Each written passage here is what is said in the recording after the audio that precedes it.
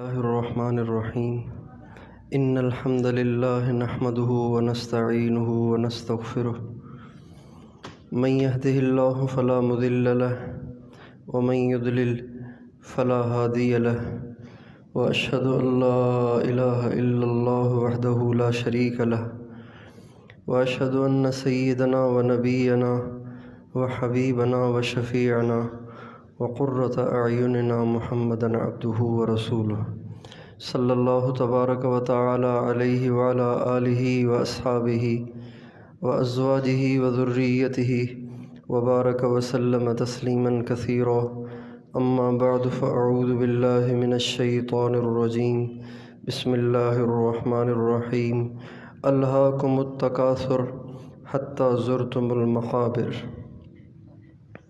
وقال النبی صلی اللہ علیہ وسلم نعمتان مغبون فیہما کثیر من الناس الصحة والفراغ سبحان ربک رب العزة عما یصفون وسلام علی المرسلین والحمد للہ رب العالمین اللہم صلی علی سیدنا محمد وعلی آل سیدنا محمد وبارک وسلم۔ میرے محترم بھائیو اور دوستو، انسان کے پاس جتنے بھی سرمائے ہیں، چاہے وہ پیسہ ہے، چاہے وہ پراپرٹیاں ہیں، چاہے وہ کاروبار ہے، چاہے کچھ اور ہے، ان میں سب سے زیادہ قیمتی سرمایہ وہ انسان کے اوقات ہیں۔ انسان کی زندگی بہت قیمتی ہے، اس کا ایک ایک لمحہ بہت قیمتی ہے، اور اس کی قیمت کا اندازہ انسان کو مرنے کے بعد ہوگا۔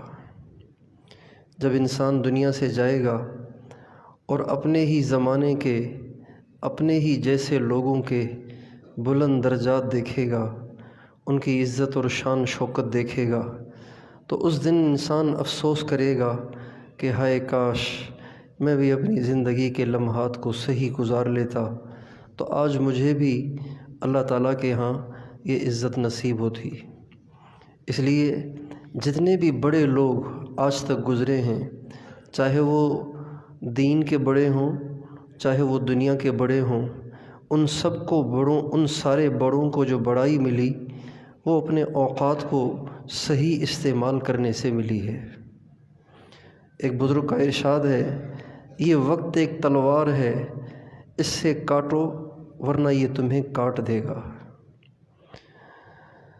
ہمارے ایک بہت بڑے بزرگ تھے، وہ فرمایا کرتے تھے کہ جو انسان صحیح کاموں میں اپنے اوقات کو صحیح کاموں میں اپنے اوقات کو صرف نہیں کرتا، وہ لا محالہ برے کاموں میں لگتا ہے۔ ہمارے ایک استاد محترم تھے، اللہ تعالیٰ ان کو غریق رحمت فرمائے، وہ فرماتے تھے سب سے زیادہ انسان کا دل اوقات کو ضائع کرنے سے مردہ ہوتا ہے۔ جب انسان فارغ بیٹھا رہتا ہے، ایسے ہی فارغ بیٹھا ہوا ہے، موبائل ہاتھ میں ہے، کبھی واٹس ایپ چیک کرتا ہے، کبھی فیس بک چیک کرتا ہے، کبھی یوٹیوب چیک کرتا ہے، کبھی کچھ کر رہا ہے، کبھی کچھ کر رہا ہے، ایسے ہی بلا وجہ ادھر ادھر کی گپیں لگاتا ہے، تو اس کے دل کا ستیہ ناس ہو جاتا ہے، اور جب دل کا ستیہ ناس ہو جائے تو نیکی کی رغبت ختم ہو جاتی ہے۔ جو لوگ کہتے ہیں نا کہ دل نہیں کرتا ذکر کرنے کو، دل نہیں کرتا قرآن پڑھنے کو، دل نہیں کرتا نماز پڑھنے کو، نماز پڑھتے بھی ہیں تو نماز میں دھیان نہیں ہے، یہ سب اوقات کو ضائع کرنے کی نحوست ہے، اپنے اوقات کو صحیح صرف نہ کرنے کی وجہ سے ہے۔ جب انسان اپنا ایک شیڈول بنا لیتا ہے، ایک نظام الاوقات بنا لیتا ہے، ایک عمل سے دوسرے عمل میں، دوسرے سے تیسرے میں، تیسرے سے چوتھے میں منتقل ہوتا رہتا ہے، تو کبھی بھی شیطان کو اس کو ورغلانے اور اس سے گناہ کرانے اور اس کو برائیوں میں لگانے کی جرت نہیں ہوتی۔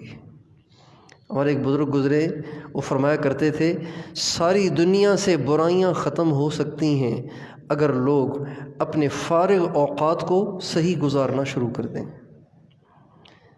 ایک آدمی غریب ہے، بیوی بچے ہیں، کمائے گا نہیں تو کھائے گا کہاں سے؟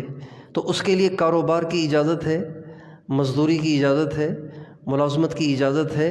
یہ چیزیں ایک ضرورت کا حصہ ہیں۔ جیسے کھانا ضرورت ہے، کمانا بھی ضرورت ہے، جیسے پینا ضرورت ہے، کمانا بھی ضرورت ہے، کاروبار بھی ضرورت ہے۔ اگر انسان اپنے معاشی مسائل کے حل کے لیے صرف ہونے والے اوقات کے علاوہ جتنے اوقات بچتے ہیں اس کا شیڈول بنائے، نظام الاوقات بنائے، اس کو صحیح کاموں میں صرف کرنے کی کوشش کرے، تو ولی بننے کے لیے، اللہ والا بننے کے لیے بیوی کو طلاق دے کر اور دکان کو تالا لگا کر جنگل میں جانے کی ضرورت نہیں ہے۔ دکان پہ بیٹھا ہوا انسان بھی ولی بن سکتا ہے، ملازم بھی ولی بن سکتا ہے، سرکاری ملازم بھی ولی بن سکتا ہے، پولیس افسر بھی ولی بن سکتا ہے، سیاستدان بھی ولی بن سکتا ہے، ایک دکاندار بھی اللہ والا بن سکتا ہے۔ حضرت عبداللہ ابن مبارک اور غوث بہاءالدین زکریہ ملتانی اور امام المسلمین امام اعظم ابو حنیفہ، ان کے بہت بڑے بڑے کاروبار تھے۔ حضرت غوث بہاءالدین زکریہ ملتانی اپنے زمانے کے غوث ہیں۔ اللہ اکبر!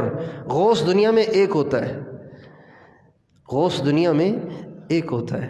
اللہ تعالیٰ اپنے بندوں کو جو قرب دیتا ہے، اس قرب کے درجات میں بڑھتے بڑھتے بڑھتے بڑھتے بندے جن درجات کو طے کرتے ہیں اور جن منزلوں کو پاتے ہیں، ان میں سے ایک منزل غوثیت ہے، اور یہ سب سے اونچا مقام ہے،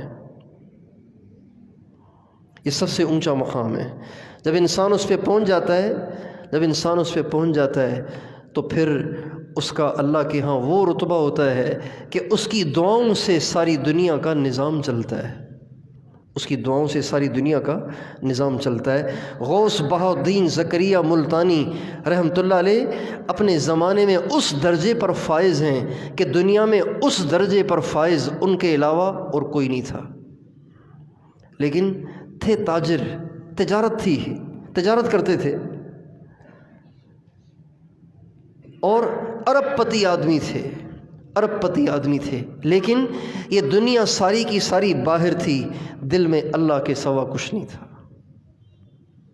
امام اعظم ابو حنیفہ رحمۃ اللہ علیہ بہت بڑے تاجر تھے، بہت بڑے تاجر تھے، بہت بڑے کاروباری تھے، کپڑے کا کاروبار تھا، لیکن اس کپڑے کے کاروبار کے ساتھ، اس تجارت کے ساتھ اللہ کو ایسا راضی کر گئے، اللہ کو ایسا راضی کر گئے، اللہ کو ایسا راضی کر گئے کہ امام المسلمین بن گئے۔ جب حج کے لیے مدینہ منورہ حاضر ہوئے، روضہ اقدس پہ سلام پڑھا، روضہ اقدس پہ سلام پڑھا تو روضہ اقدس پہ حاضر ہو کے کہنے لگے، الصلاۃ والسلام علیک یا امام المرسلین، اے نبیوں کے امام، آپ پہ درود بھی ہو، سلام بھی ہو۔ تو مورخین لکھتے ہیں کہ قبر اطہر سے بلند آواز سے جواب آیا، وعلیک السلام یا امام المسلمین، میں رسولوں کا امام، اے مسلمانوں کے امام، تم پہ بھی سلام ہو۔ اتنے بڑے امام، اتنے بڑے اللہ والے، اتنے بڑے امام مجتہد کہ امام اعظم کہلائے، لیکن تاجر تھے، تجارت کرتے تھے۔ ایک انسان اپنے اوقات کو صحیح صرف کرے، اپنی زندگی کو صحیح وصول کرے تو بہت کچھ کما سکتا ہے، بہت کچھ بنا سکتا ہے، بہت اللہ کے قریب ہو سکتا ہے، اور انہی اوقات کو ضائع کرے تو پتہ نہیں کن بربادی کی گھاٹیوں میں جا کے گرتا ہے۔ اس لیے سب سے زیادہ انسان کے پاس جو قیمتی سرمایہ ہے، جو کہ ہر ایک کے پاس ہے، وہ اوقات ہیں، لمحات ہیں۔ اپنے اوقات کو صحیح صرف کرنا، اپنے اوقات کو صحیح استعمال کرنا کہ کوئی لمحہ زندگی کا ضائع نہ جائے، ضائع نہ جائے۔ جتنے اہل اللہ گزرے ہیں، جتنے اہل اللہ گزرے ہیں، ان کے نزدیک سب سے زیادہ قیمت درہم اور دینار، سونے چاندی کی نہیں ہوتی تھی، ان کے نزدیک سب سے زیادہ قیمت زندگی کے لمحات کی ہوتی تھی۔ وہ ایک ایک منٹ کو ایسے پھونک پھونک کے خرچ کرتے تھے، ایسے سوچ سوچ کے خرچ کرتے تھے کہ جس طرح ہم پیسے کو سوچ سوچ کے خرچ کرتے ہیں۔ یہ اوقات ہی ہیں جس سے انسان جہنم بناتا ہے، یہ اوقات ہی ہے جس سے انسان جنت بناتا ہے، یہ اوقات ہی ہے جس کو صحیح استعمال کر کے انسان اللہ کے قریب ہوتے ہوتے اتنے بڑے بڑے درجات کو حاصل کر لیتا ہے۔ یہ اوقات ہی ہیں کہ جس کو انسان غلط صرف کر کے گمراہی کے اندھیروں میں چلا جاتا ہے، اوقات کو غلط استعمال کرنے کی وجہ سے۔ اور اوقات میں بھی سب سے زیادہ انسان کی گمراہی کا سبب بننے والے وہ اوقات اور لمحات ہیں جو فراغت کے ہوتے ہیں، فراغت کے۔ آپ دفتر سے آئے تو دفتر سے تو آپ 4 بجے واپس آ گئے، اب 4 بجے سے لے کر سونے تک آپ کے اوقات کہاں صرف ہو رہے ہیں؟ اس کو آپ چیک کریں، اس کا شیڈول بنائیں، نظام الاوقات بنائیں کہ آپ نے کس وقت میں کیا کرنا ہے۔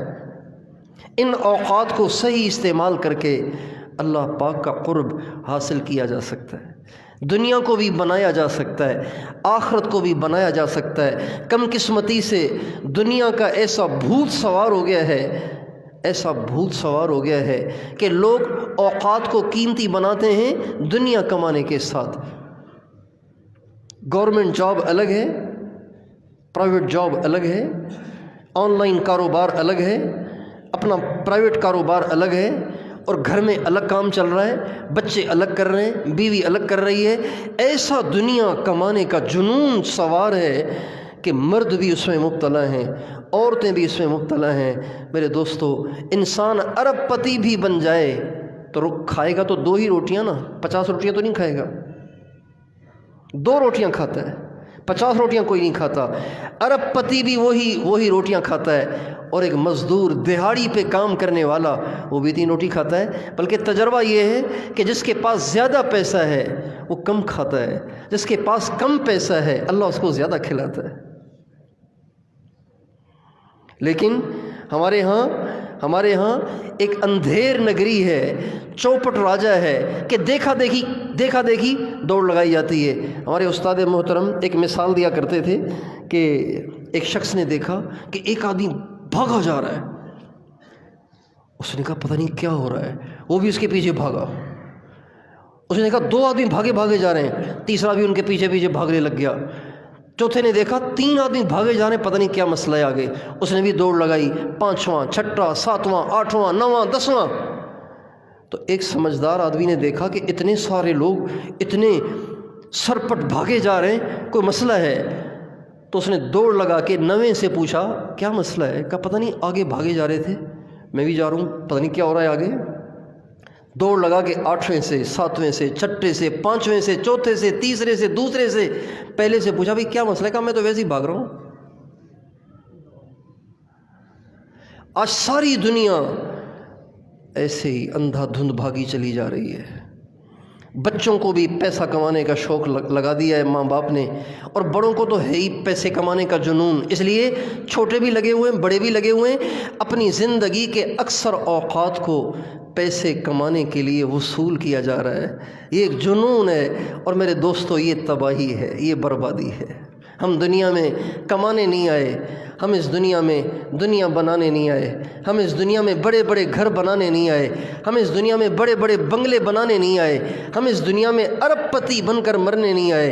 ہم تو اس دنیا میں اس لیے آئے تھے کہ یہاں رہ کر اللہ کا قرب حاصل کریں، اللہ کی رضا کو حاصل کریں، اور اللہ کی رضا کے ساتھ مر جائیں، تاکہ مرنے کے بعد سرخروئی حاصل ہو، شرمندگی نہ ہو۔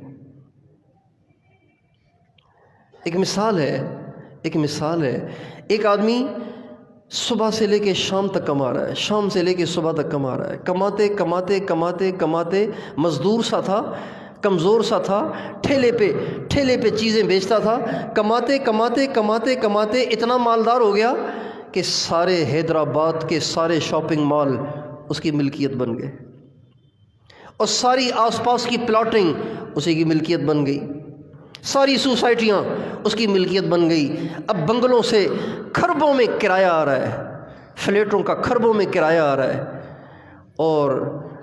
اور یہ کرتے اب اس کی عمر 70-75 سال ہو گئی۔ میں آپ سے پوچھتا ہوں کہ اس کے کھرب پتی بننے کا اس کو کیا فائدہ ہوگا؟ سوچیں نا، ہم اندھادھند کیوں بھاگے جا رہے ہیں؟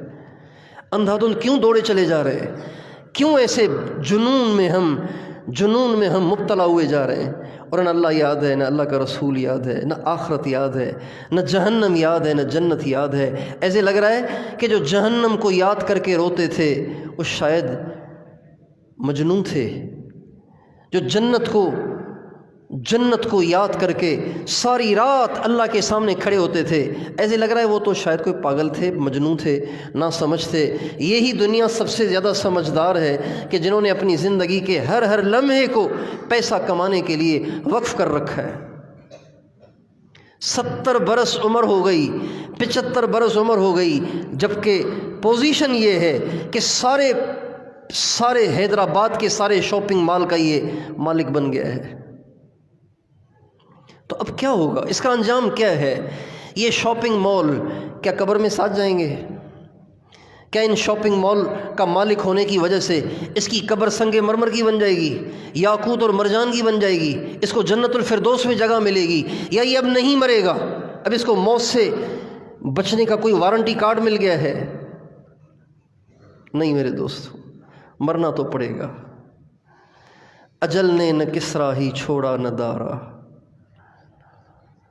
کسرا بھی اجل کا لقمہ بن گیا، دارا بھی اجل کا لقمہ بن گیا، اسی سے سکندر سا فاتح بھی ہارا۔ ساری دنیا پہ اپنی فتح کا جھنڈا لہرانے والا اور لاکھوں انسانوں کو تہہ تیغ کرنے والا اور خون کی ہولی کھیلنے والا، ملکوں پہ فتح کرنے والا، وہ بھی موت کے لقمے سے بچ نہیں سکا، وہ بھی اسرائیل کے وار سے بچ نہیں سکا، اسی سے سکندر سا فاتح بھی ہارا۔ ساری فوجوں سے تو وہ نمٹ گیا، ساری فوجوں کو تو وہ ہراتا چلا گیا، لیکن جب اسرائیل کا سامنا ہوا تو خود ہی ہار گیا۔ اسی سے سکندر سا فاتح بھی ہارا، ہر ایک لے کے کیا کیا نہ حسرت سے دھارا، پڑا رہ گیا سب یوں ہی ٹھاٹھ سارا۔ کتنا پاگل ہے اور احمق ہے اور بے وقوف ہے وہ انسان جو اللہ کو بھول کر، اللہ کے نبی کو بھول کر، اپنی آخرت کو برباد کر کے دنیا بنا رہا ہے اور اچانک موت کا جھٹکا لگتا ہے، اپنی ساری جمع شدہ پونجی اوروں کے حوالے کر کے خود جا کے مٹی میں سو جاتا ہے۔ کتنا پاگل ہے۔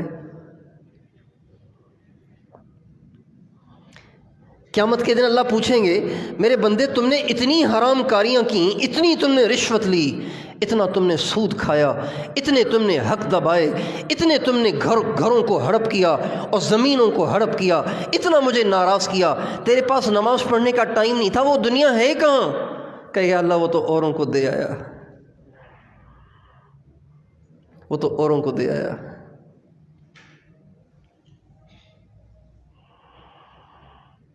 ایک دفعہ ہمارے ہاں ایک جماعت نکلی، عورتوں کی مستورات کی جماعتیں نکلتی ہیں نا، تو ہم لوگ اس کی نصرت پہ گئے، گھر والوں کو لے کے گئے اس جماعت سے ملنے کے لیے۔ تو انہوں نے کہا بیان آپ کر لیں، میں کہا بہت اچھا۔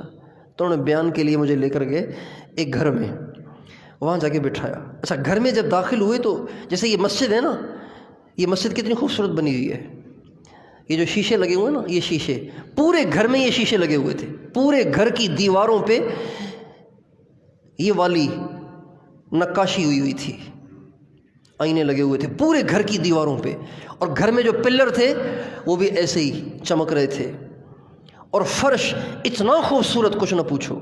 اچھا جب اندر لے کر گئے، میں نے دیکھا کہ فرش پہ مٹی جمی ہوئی تھی، اور وہ گھر سے ایک رلی لے کر آئے، رلی اس کو بچھایا اور مجھے کہا یہاں بیٹھ کے بیان کریں۔ تو بیان کر لیا۔ میں نے کہا یہ گھر مجھے سمجھ میں نہیں آ رہا، اتنا خوبصورت گھر ہے اور اس پورے علاقے میں نہیں سمجھتا ہوں کہ اتنا خوبصورت کسی نے گھر بنایا ہو، تو یہ لیکن اس پہ کوئی جھاڑو پھیرنے والا بھی نہیں ہے، مسئلہ کیا ہے، کہاں چلے گئے اس کے بنانے والے؟ کہنے لگے یہ گھر ایک باپ نے اپنے بیٹے کے لیے بنایا تھا، جوان بیٹے کے لیے، وہ خود کراچی میں رہتے ہیں، بیٹا ان کا یہاں رہتا ہے، تو باپ نے اپنے بیٹے کے لیے یہ گھر بنایا۔ میں نے کہا پھر کیا ہوا؟ کہنے لگے اس کا بیٹا جب یہاں آ رہا، جب گھر بن کے تیار ہو گیا، کروڑوں اس زمانے کے کروڑوں اس گھر کو بنانے میں خرچ ہوئے، جب یہ گھر بن کے تیار ہوا اور وہ وہاں سے گاڑی میں بیٹھ کے ادھر آ رہا تھا تو راستے میں حادثہ ہو گیا اور بیٹا جاں بحق ہو گیا۔ میں نے کہا پھر؟ کہنے لگا اس دن کے بعد سے لے کے آج تک اس کا باپ اس گھر میں آیا نہیں ہے، اس لیے کہ بیٹے کے لیے بنایا تھا، بیٹا چلا گیا، کس منہ سے اس گھر میں جاؤں، لہذا گھر ویران پڑا ہوا ہے۔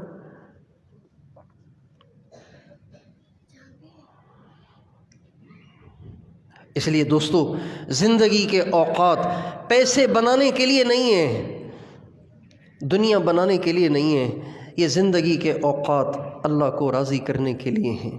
اپنی زندگی کے اوقات کو صحیح صرف کریں، اور ایک نقطے کی بات یاد رکھیں کہ آپ کے پاس جو فارغ اوقات ہیں، ایک تو ڈیوٹی ہے آپ کی دفتر میں 8 بجے سے لے کے 4 بجے تک ڈیوٹی ہے، مثلا دکان پہ آپ 10 بجے جاتے ہیں اور 6 بجے وہاں سے واپس آتے ہیں، جو دکان کے اوقات ہیں، جو ملازمت کے اوقات ہیں، اس میں ایک کام کریں، اپنے اوقات، اپنے دفتر کے اوقات، اپنے دکان کے اوقات، اپنے مزدوری کے اوقات، اپنے معاشی محنت کے اوقات کو اس دھیان کے ساتھ صرف کریں، اللہ دیکھ رہا ہے، سن رہا ہے، مرنا ہے، ہمیشہ نہیں رہنا۔ دکان پہ بیٹھیں اس دھیان کے ساتھ، دفتر میں بیٹھیں اس دھیان کے ساتھ، کھیتی باڑی کا کام کریں اس دھیان کے ساتھ، مزدوری کریں اس دھیان کے ساتھ، رکشہ چلائیں اس دھیان کے ساتھ، ٹیکسی چلائیں اس دھیان کے ساتھ، چھابڑی پہ چیزیں بیچیں اس دھیان کے ساتھ، اللہ دیکھ رہا ہے، سن رہا ہے، مرنا ہے۔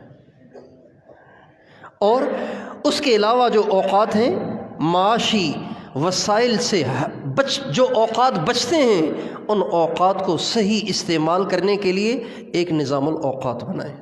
آپ 4 بجے فارغ ہو جاتے ہیں، اب آپ طے کریں 4 بجے سے 5 بجے تک کیا کرنا ہے، 5 سے 6، 6 سے 7، 7 سے 8، 8 سے 9، 9 سے 10، 10 بجے سونا ہے۔ اوقات کا شیڈول بنائیں، اپنے اوقات کو صحیح صرف کریں، اور اوقات کو صحیح صرف کرنے کے 3 مصرف بنائیں۔ کتنے مصرف بنائیں؟ 3 مصرف۔ ایک، اپنے آس پاس کے لوگوں پر محنت کر کے ان کو دین کی طرف، اللہ کی طرف، اللہ کے نبی کی طرف، آخرت کی طرف راغب کرنے کی کوشش کریں، دعوت دیں لوگوں کو، ایک ایک کے پاس جا کے اسے سمجھائیں۔ اوقات کو صحیح صرف کرنے کا ایک مصرف۔ دوسرا مصرف، علماء کرام کی صحبت میں بیٹھیں، علماء کرام کے پاس جائیں، اپنی زندگی کے ہر مسئلے کو ان سے حل کروائیں اور ان سے ہر موقع کی سنت کو دریافت کریں۔ علم کو سیکھنے میں لگائیں۔ علم سیکھنے کے لیے صرف یہی صورت نہیں ہے کہ 9 سال 8 سال کے لیے آپ مدرسے میں داخل ہو جائیں، نہیں، آپ کسی عالم سے مسئلہ پوچھنے کے لیے وحدت قانونی کا 9 نمبر لطیف آباد جا کر مظاہر علوم کے مفتی صاحب سے ایک مسئلہ پوچھتا ہے تو گھر سے نکلتے ہی اللہ کا راستہ اس کا شروع ہو گیا۔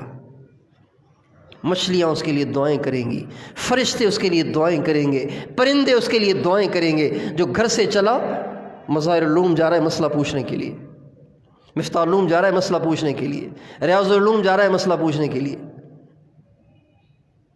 علماء کرام سے صحبت اختیار کریں۔ تیسرا مصرف، اپنے اوقات کو صحیح صرف کرنے کا اہل اللہ کی صحبت اختیار کریں، اللہ والوں کی صحبت میں بیٹھیں۔ فارغ ہیں نا تو آس پاس جو نیک آدمی ہوں بس ان کے پاس جا کے بیٹھ جائیں۔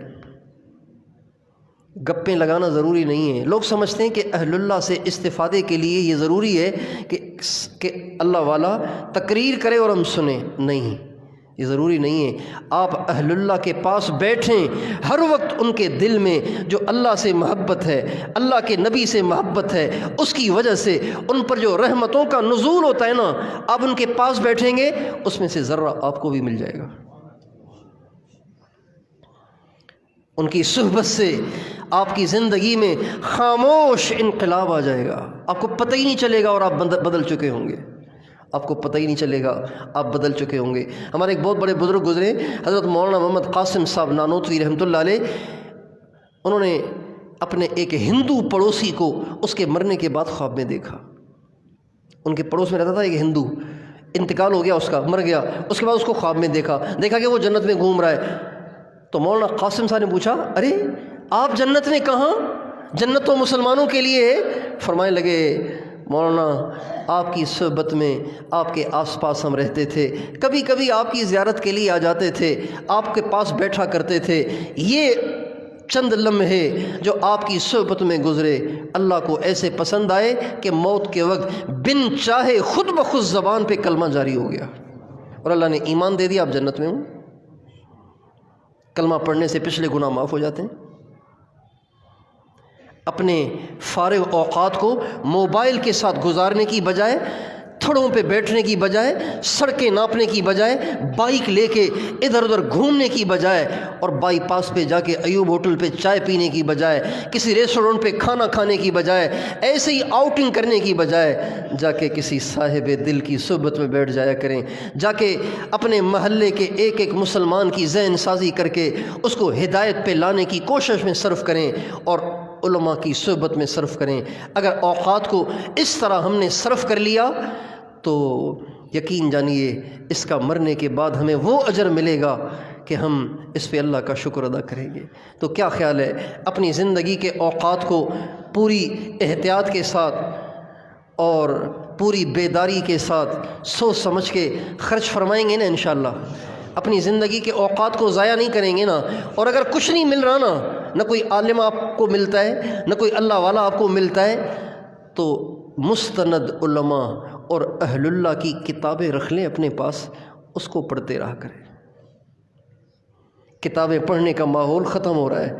جب سے یہ اسمارٹ فون آیا ہے تو PDF فائلوں نے ہمیں کتابوں سے غافل کر دیا ہے۔ لوگ قرآن بھی پڑھتے ہیں موبائل میں، حدیث بھی پڑھتے ہیں موبائل میں، مطالعہ بھی کرتے ہیں موبائل میں، کہتے ہیں کتاب لینے میں تو پیسے خرچ ہوں گے نا، بھائی مجھے PDF فائل بھیج دینا، میں موبائل میں پڑھ لوں گا۔